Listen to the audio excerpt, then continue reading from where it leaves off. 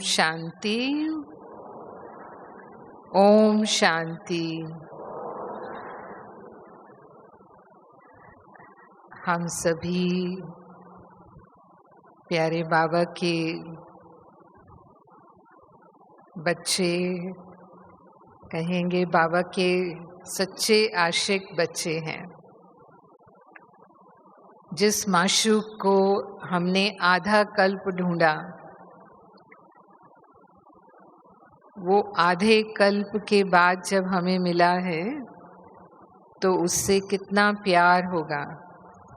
क्योंकि कोई भी जब हमें बहुत लंबे समय के बाद मिलता है तो अपने आप ही वो प्यार हमारा इमर्ज होता है। और ये जो संबंध है माशूक और आशिक का, कल ही हमने बाबा की मुरली इस संबंध पर सुनी। कल पूरी मुरली बाबा की इसी संबंध पर थी, जिसको हम इंग्लिश में बिलवेड कहते हैं। तो बाबा ने कल मुरली में कहा कि आशिक और माशूक का संबंध सबसे तीखा होता है। तीखा कहने का भाव ये है कि जितना प्यार इस संबंध में होता है शायद और किसी संबंध में नहीं होता। इतना प्यार होगा इस संबंध में तो फिर याद भी वैसी ही होती है, क्योंकि प्यार और याद का कनेक्शन है। जितना ज्यादा प्यार उतना ज्यादा याद। तो हमें याद करना नहीं पड़ता, लेकिन याद आती है। और आती है भी हम ऐसे कहेंगे कि अगर हम भूलना चाहें तो भी हमें वो याद भूलती नहीं, अगर ये संबंध है तो। हम रियल अगर आशिक हैं, सच्चे आशिक हैं अपने माशूक बाबा के, दुनिया में भी इस संबंध में लोग ऐसा ही महसूस करते हैं। जैसे कल मुरली में बाबा ने कहा कि वो जो जिस्मानिक आशिक माशूक होते हैं वो खाते पीते चलते फिरते अपने माशूक की याद में रहते हैं। तो यहाँ भी बाबा माशूक से जब हमारा इतना प्यार है, तीव्र प्यार है, तो हम उसे भूल नहीं सकते। याद करने का तो प्रश्न ही नहीं। मुझे याद है बड़ी दादी जी, दादी प्रकाश मणि जी के साथ हमने सेवा की है कुछ वर्षों तक, उनके अंग संग रह करके। तो मैं कई बार देखती थी कि दादी जी तो पूरा दिन सेवाओं में व्यस्त रहते हैं, अलग से बैठ करके दादी तो योग नहीं लगाती हैं। और मैं जब दादी जी की सेवा में आई उसके पहले मेरा नियम था कि शाम को हम योग जरूर करते थे, आधा घंटा 1 घंटा जितना भी समय होता था। तो ऐसे ही एक बार मैंने सहज भाव से दादी जी से पूछ लिया कि दादी आप तो हमेशा शाम को कोई ना कोई प्रोग्राम होता है, तो आप योग कब करते हैं? आप तो सेवाओं में ही बिजी रहते हैं। तो दादी ने मुझे कहा कि मैं बाबा को भूली कब हूँ जो मुझे बाबा को याद करना है। तो ये वही जवाब था कि कभी बाबा उनकी स्मृति से जाता ही नहीं। बाबा और दादी जैसे कंबाइंड है, जैसे बहुत स्नेह होता है तो हम साथ साथ ही होते हैं। और बाबा हमेशा कहता है कि बच्चे बाप के साथ कंबाइंड है या शिव शक्ति कंबाइंड है, वो बाबा का साथ कभी छूटता ही नहीं। या हम कहेंगे बुद्धि रूपी साथ। बाबा के लिए तो हमारा बुद्धि रूपी साथ है ना, तो वो बुद्धि रूपी साथ हमारा छूटता ही नहीं है। तो लव में लीन अवस्था या बाबा के प्यार में समा जाना, प्यार में समान हो जाते हैं। समा जाना माना प्यार में समानता आ जाती है। जैसा हमारा माशूक है वैसा ही आशिक बन जाता है।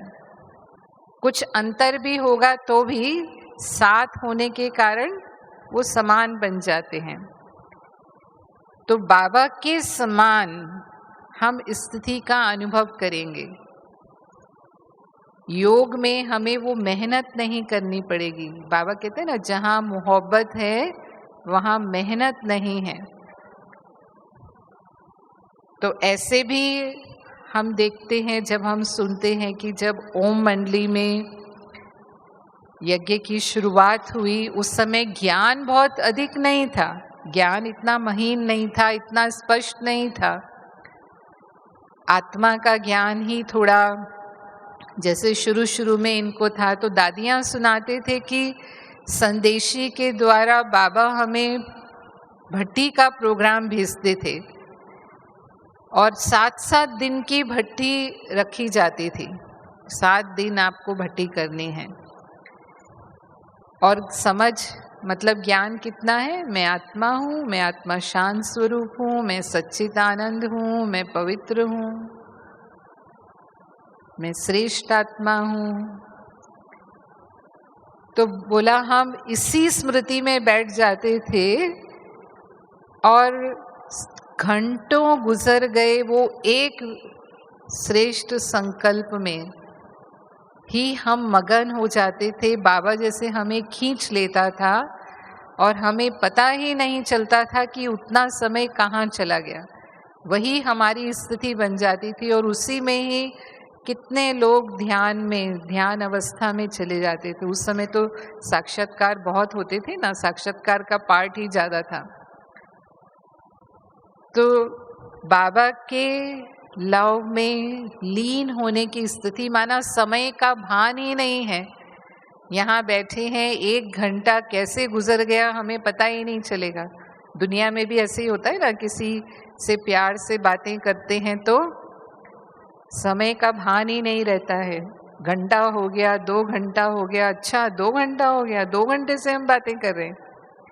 तो बाबा के साथ भी योग के समय ऐसा ही अनुभव होगा। और अगर ऐसा प्यार नहीं है तो फिर टाइम बहुत लंबा लगता है। फिर बीच बीच में घड़ी देखते हैं, ये कब पूरा होगा, उठ जाएं यहाँ से। हाँ, नहीं तो बीच में ही अपने आप ही उठकर चले जाएंगे कि योग तो लग नहीं रहा, बाबा की याद तो आ नहीं रही और व्यर्थ संकल्पों में बुद्धि जा रही है। भक्तों ने लीन होना कह दिया। वो कहते हैं कि आत्मा परमात्मा में लीन हो जाती है, यानी आत्मा का अस्तित्व ही समाप्त हो जाता है। पर बाबा कहते हैं कि ये उन्होंने जैसे उस शब्द को गलत अर्थ में ले लिया कि हम बाबा के लव में लीन हो जाते हैं। तो मैं आप भाई बहनों से पूछती हूँ कि योग में ऐसी स्थिति का जो अनुभव करते हैं, हाँ, कम से कम मधुबन में आकर के, तो मधुबन में आकर के, क्योंकि ये हमारे माशूक का स्थान है, हाँ, वहाँ पर भी आकर अनुभव करते हैं, वो हाथ उठाएं कि जब योग में बैठते हैं तो वही अवस्था बन जाती है जैसे मैंने कहा कि समय कब निकल जाता है पता ही नहीं चलता। 1 घंटा 2 घंटा कैसे निकल गया बाबा की याद में, इतना उनके प्यार में खो जाते हैं। तो कुछ लोगों ने तो हाथ उठाया, बाकी भाई बहने युद्ध करते हैं, ऐसा कहेंगे। जहाँ भी आशिक माशूक होते हैं ना, वो हमेशा मिलते हैं, बिना मिले रह नहीं सकते, या 1-2 को देखे बिना रह नहीं सकते। तो वो क्या करेंगे, स्थान फिक्स करते हैं, या तो कोई गार्डन में मिलेंगे जा कर के, या अगर कहीं समुंदर है तो समुंदर के किनारे बीच पर जाकर के मिलेंगे, या तो उनके अपने स्थान पर, या नहीं तो फिर उससे कोई अलग स्थान पर मिलना जरूर होता है। तो यहाँ भी बाबा जो हमारा माशूक है उससे मिलने का स्थान, उससे मिलने का स्थान जो बाबा का स्थान है, ये मधुबन है। और हम मधुबन में कैसे भाग भाग कर आते हैं, कितना भी कष्ट हो, हाँ, कितनी भी हमें जर्नी सहन करनी। अभी भी देखो गर्मी का मौसम है, कितनी गर्मी पड़ रही है, और आप सभी इतनी गर्मी में भी सफ़र कर कर के आए हैं। मेरे को याद है जब कोरोना की तीसरी लहर चल रही थी, तभी भी मधुबन में भट्टियां चल रही थी। तीसरी लहर के समय कुछ बंद नहीं किया था, और उस समय भी मधुबन में जितनी संख्या दी जाती थी उतनी संख्या में भाई बहन पहुंच रहे थे। वो बीमारी से भी नहीं डर था उनको। तो ये क्या खींच कर लाता है, बाबा से जो हमारा प्यार है, वो प्यार हमें ले आता है। तो हम यहाँ रूहानी गार्डन में हमारे रूहानी माशूक से मिलन बनाते हैं। ये बाबा का बहुत निराला गार्डन है। हाँ, दुनिया में अनेक गार्डन है, बहुत प्रसिद्ध बड़े बड़े गार्डन हैं, मुगल गार्डन है जहाँ लोग खास जाते हैं, लेकिन जो मधुबन है उसमें रूहानी फूल हैं। और आप सभी रूहानी फूल कैसे फूल हैं, एक दो से ज़्यादा खिले हुए। हाँ, सभी फूल, सभी विशेष फूल हैं, सभी खुशबूदार फूल हैं। हर एक के अंदर दिव्य गुणों की खुशबू बाबा ने भरी हुई है। तो इस गार्डन में हमारा माशूक से मिलन होता है। और ये बीच भी है, सागर का किनारा भी है, क्योंकि हम ज्ञान सागर, शिव बाबा जो सर्व गुणों का सागर है, उस सागर के किनारे पर, हाँ, उनके प्यार की लहरों में, उनके आनंद की लहरों में, उनकी शक्तियों की लहरों में लहराते हैं और अनुभव करते हैं। तो कितना सुंदर मिलन होता है, हाँ, कितना अद्भुत मिलन हमारा होता है। तो सभी ऐसा मिलन कर रहे हैं ना, क्योंकि इस तरह का मिलन बाबा के स्थानों के अलावा और कहीं हम अनुभव नहीं कर सकते। बाबा के जो सेंटर हैं वो भी बाबा के स्थान हैं, वो भी बाबा के यज्ञ हैं, उन पर भी हम ऐसा अनुभव करते हैं। तो सच्चे आशिक जो हैं उनकी 3 निशानियां बाबा ने एक मुरली में बताई थी।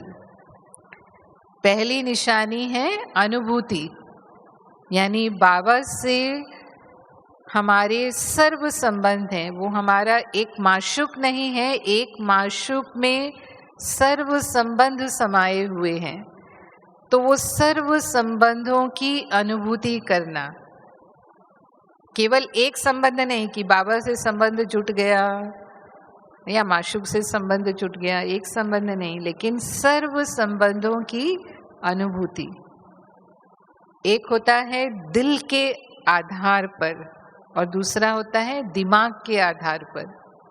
ना, ज्ञान से हम जानते हैं कि बाबा से हमारे ये संबंध हैं, ये संबंध हैं, लेकिन वो दिल का जो अनुभव होता है, वो दिल का अनुभव हमें नहीं हुआ। पर जो दिल का अनुभव है उसको बाबा कहता है कि वो अपनी दिल जानती है और दिलाराम जानता है। बाबा और मैं, वो ही हम उस अनुभव के साक्षी होते हैं। तो ये चेक करना है कि दिल से सर्व संबंधों का अनुभव बाबा के साथ मेरा है। जहाँ दिल का अनुभव होगा वहाँ मेहनत नहीं होगी, वहाँ सफलता सहज होगी, प्राप्ति सहज होगी।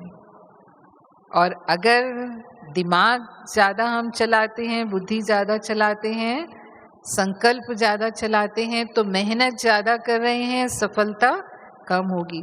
या ये भी हो सकता है कि दिमाग के आधार पर सफलता मिल भी जाती है तो भी उसमें ऐसे होगा कि हुआ तो अच्छा, लेकिन फिर भी ऐसा होता तो और अच्छा होता।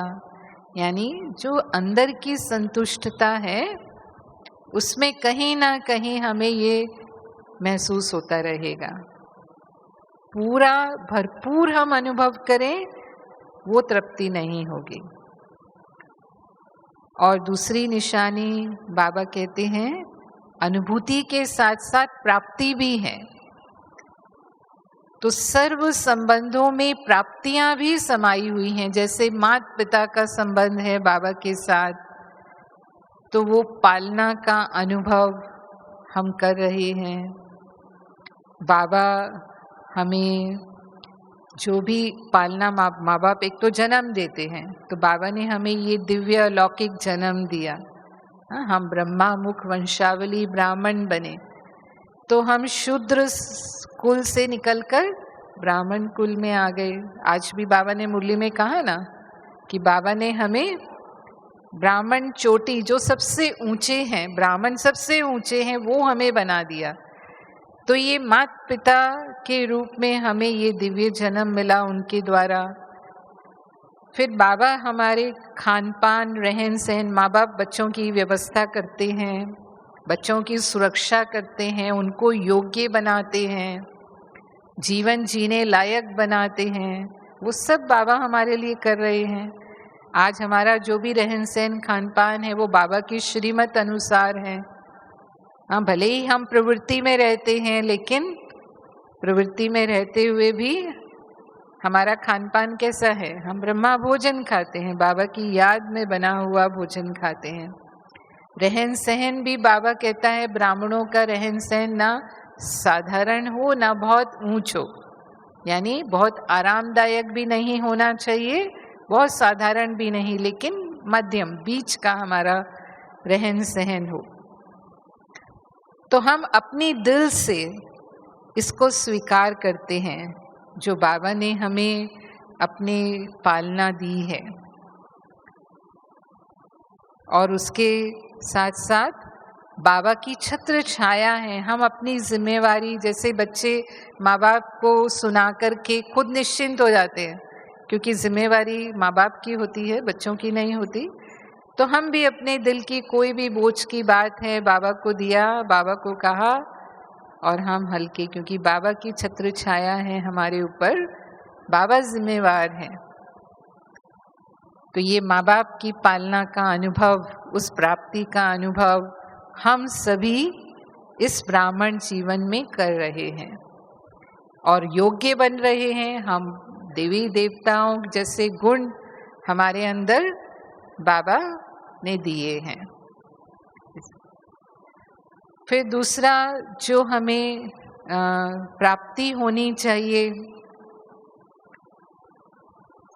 शिक्षक के संबंध से, आज बाबा हमें, मैं समझती हूँ कोई दिन ऐसा नहीं होता, जैसे बाबा कहते हैं बिना छुट्टी के भगवान हमें पढ़ाता है। और यूनिवर्सिटीज़ में तो फिर भी छुट्टी होती है, लेकिन बाबा की यूनिवर्सिटी में कभी भी छुट्टी नहीं होती है।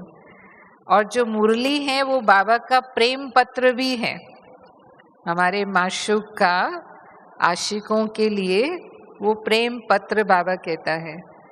तो बाबा ने कहा कि दुनिया में कोई भी इतना बड़ा लव लेटर किसी को भी नहीं लिख सकता जितना रोज बाबा देता है आपको।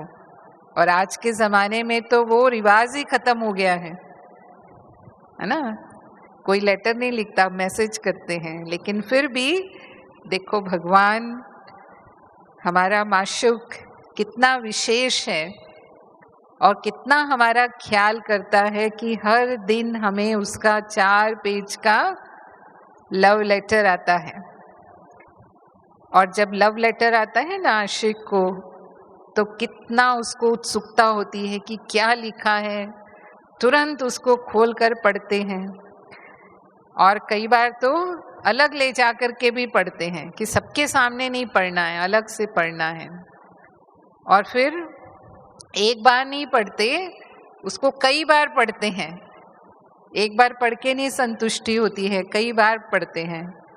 तो मुरली के प्रति इतना प्यार है हमारा।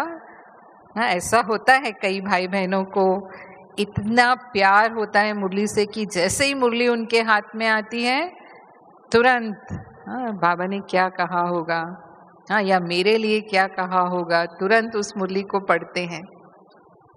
मतलब कभी भी मुरली मिस नहीं करते, मुरली पढ़े बिना रह नहीं सकते। ये सच्चे आशिक की निशानी है। और फिर एक बार नहीं, जैसे कहा ना कि लव लेटर को क्या करते हैं, एक बार नहीं पढ़ते, कितनी बार, क्योंकि वो खास अपने को एड्रेस करके लिखा होता है ना। तो हमारा माशूक कैसा है, वो एक माशूक है इतने आशिकों का। हजारों लाखों लाखों आशिक हैं, और भी बाबा के बच्चे जो बनते जाएंगे, करोड़ों भी हो जाएंगे। तो फिर करोड़ों में होते हुए भी हरेक का अधिकार बराबर है। हरेक महसूस करता है कि वो मेरा है। करते नहीं करते? क्या कहेंगे? करते हैं ना। ऐसे नहीं कि इसका है और मेरा नहीं है, नहीं।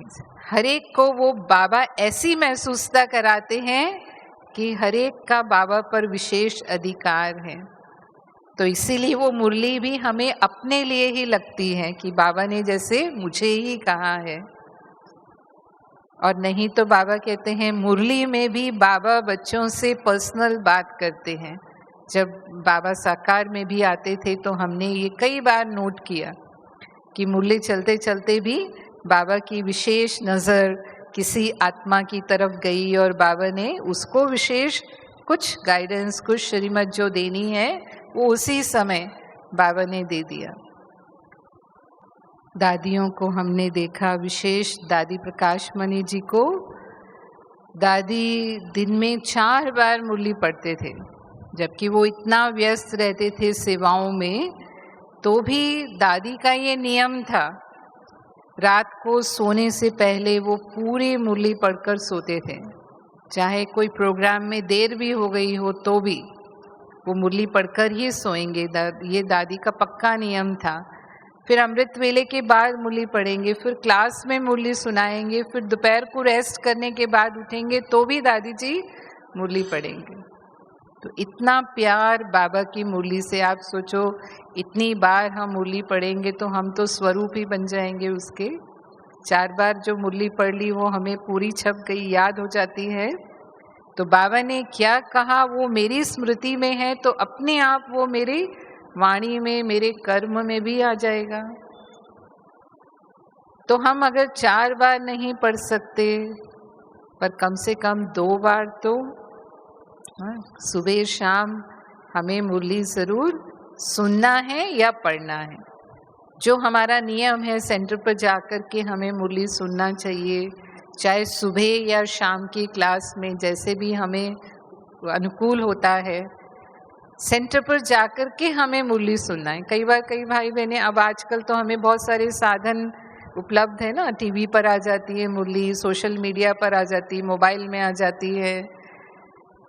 तो फिर वो पढ़ करके भी हम सोचते हैं मुरली तो पढ़ ली ना, अपना नियम तो हो गया। लेकिन जो आप मुरली घर में सुनते हैं, पढ़ते हैं, और जो आप सेंटर के वातावरण में एकाग्रता से सुनते हैं, उसमें बहुत फर्क पड़ जाता है। घर में सुनते हैं तो बीच बीच में कोई ना कोई डिस्टरबेंस होता रहता है। कोई आपसे उस समय बात करने आएगा तो बात कर लेंगे, कोई फोन आएगा तो फोन भी अटेंड कर लेंगे, रसोई में कोई काम चल रहा है तो वो भी देख लेंगे, और कोई दूसरा दरवाजे पर आ गया, बेल बजा दी उसने, वो भी देख लेंगे। तो 4-5 बार आप मानो डिस्टर्ब हो गए मुरली सुनते हुए, तो आपको कितनी मुरली याद रहेगी। तो सिर्फ नियम निभा लिया, लेकिन हमारे अंदर कुछ नहीं गया, क्योंकि वो एकाग्रता बनी ही नहीं। वो पढ़ते हुए भी या सुनते हुए भी जैसे हमने नहीं सुना। तो इसको हम सच्चे आशिक नहीं कहेंगे। पूरी लगन से, एकाग्रता से एक स्थान पर बैठकर, और सेंटर का तो वायुमंडल भी पावरफुल होता है ना, और उस समय हम इन सब कामों से फ्री हो जाते हैं, क्योंकि घर से तो निकल गए हम। तब वो हमारे अंदर समाती है, और वो बाबा की शिक्षाएं और हमें बाबा के प्रति प्यार बढ़ाती हैं ना। उसी का तो गायन है कि श्री कृष्ण जब मुरली बजाते थे तो गोप गोपियां आनंद विभोर हो जाते थे। या अतीन्द्रिय सुख पूछना है तो गोप गोपियों से पूछो तो किसका गायन है। वो मुरली सुनते हुए जो अतीन्द्रिय सुख अनुभव होता है, मुरली सुनते हुए जो आनंद होता है, जो बाबा के प्रेम का अनुभव होता है, वो आनंद तो हम तभी ले पाते हैं जब हम सेंटर पर बैठकर वो एकाग्रता से मुरली सुनते हैं।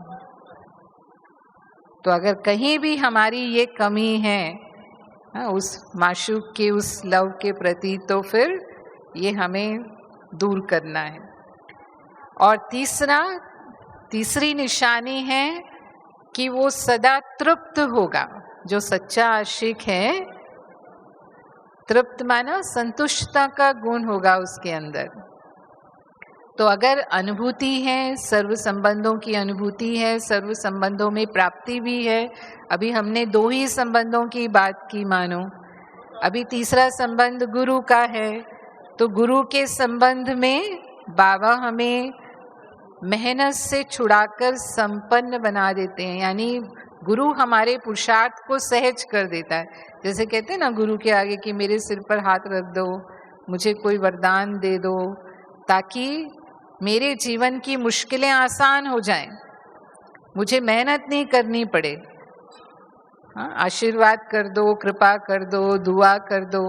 वो मांगने का मतलब क्या होता है कि ये जो कष्ट हैं वो जल्दी से मेरे जीवन से दूर हो जाए। तो बाबा भी जब आते हैं, जब वो माशूक आता है हमारे लिए, हमें वो कठिन मार्ग से तुरंत निकाल देता है। इसीलिए सहज राजयोग कहते हैं। हमारे लिए सब कुछ सहज हो जाता है। बाबा की याद कितनी सहज है। बाबा हमसे कोई कठिन क्रियाएं, कोई मंत्र जाप, वो गुरु तो कैसे कैसे मंत्र देते हैं, कैसी कैसी क्रियाएं करवाते हैं, उन सब से बाबा हमें मुक्त कर देते हैं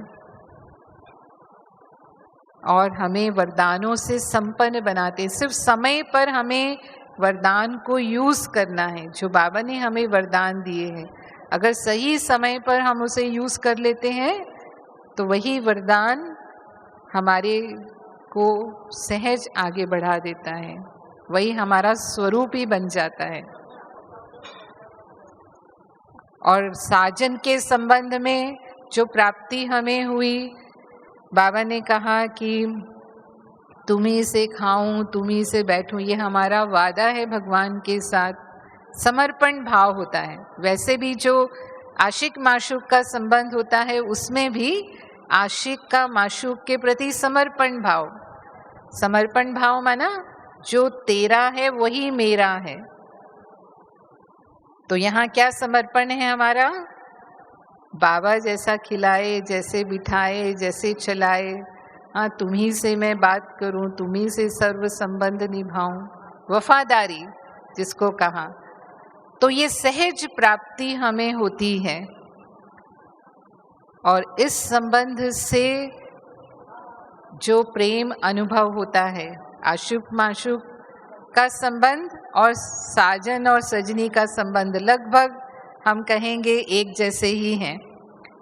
ये हो सकता है कि साजन सजनी जब लंबे समय तक साथ रहते हैं तो हो सकता है वो प्रेम में कमी आ जाए, एक दो की कमियां देखने लग जाते हैं। दुनिया में ऐसे होता है कि बाद में जब एक दो की कमियां दिखाई देने लगती हैं तो फिर लड़ाई झगड़ा भी होता है, आपस में अशांति भी होती है। लेकिन ये संबंध बाबा हमें कहते हैं कि कोई भी मेरा स्वभाव है, मेरा संस्कार है, माना मेरा मेरा नहीं, सब कुछ तेरा कर देना है।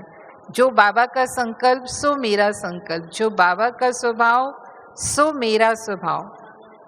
कई बार जो आशिक होते हैं, आशिक माशूक, वो आपस में नाज नखरे भी करते हैं। नाज नखरे करना माना यही बाबा कहता है कि स्वभाव संस्कार के नखरे करना एक दो के आगे। तो बाबा के आगे हम वो अपने नखरे दिखाते हैं जब माया के प्रभाव में आ जाते हैं।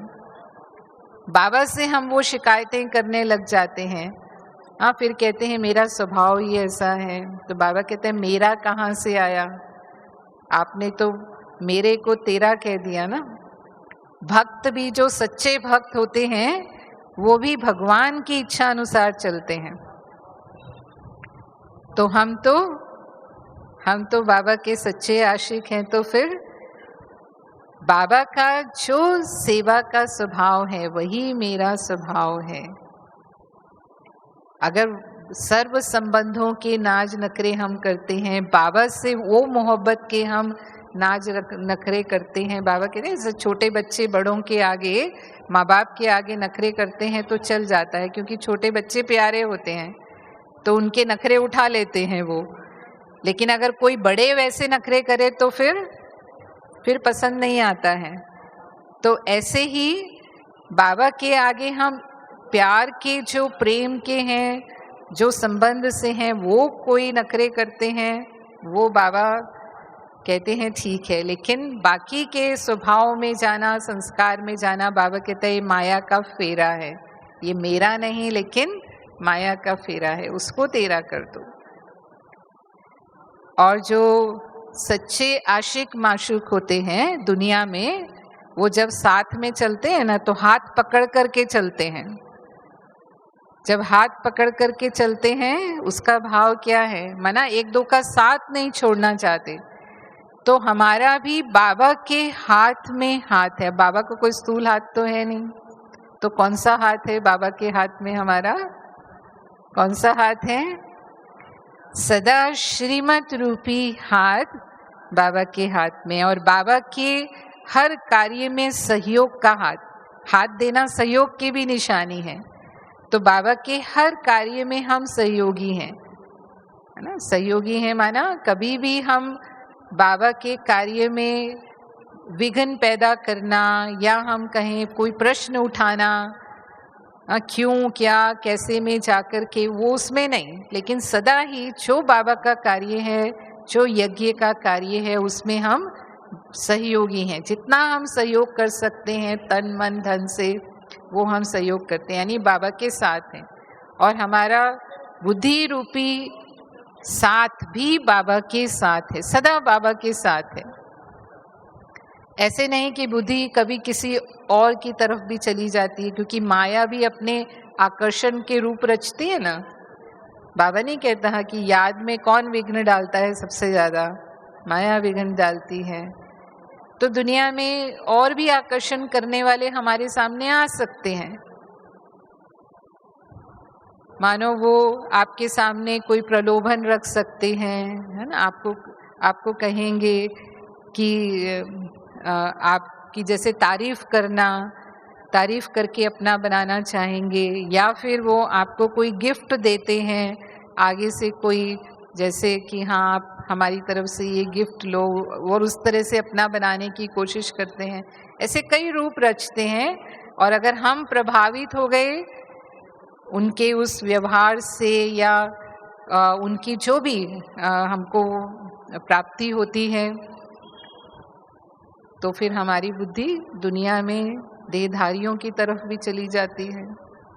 लेकिन अगर हम सच्चे आशिक हैं तो हम माया के इन रॉयल रूपों को भी पहचान लेते, परख लेते हैं, और बाबा का बुद्धि रूपी हाथ और साथ, बाबा के श्रीमत रूपी हाथ हम कभी भी नहीं छोड़ते हैं।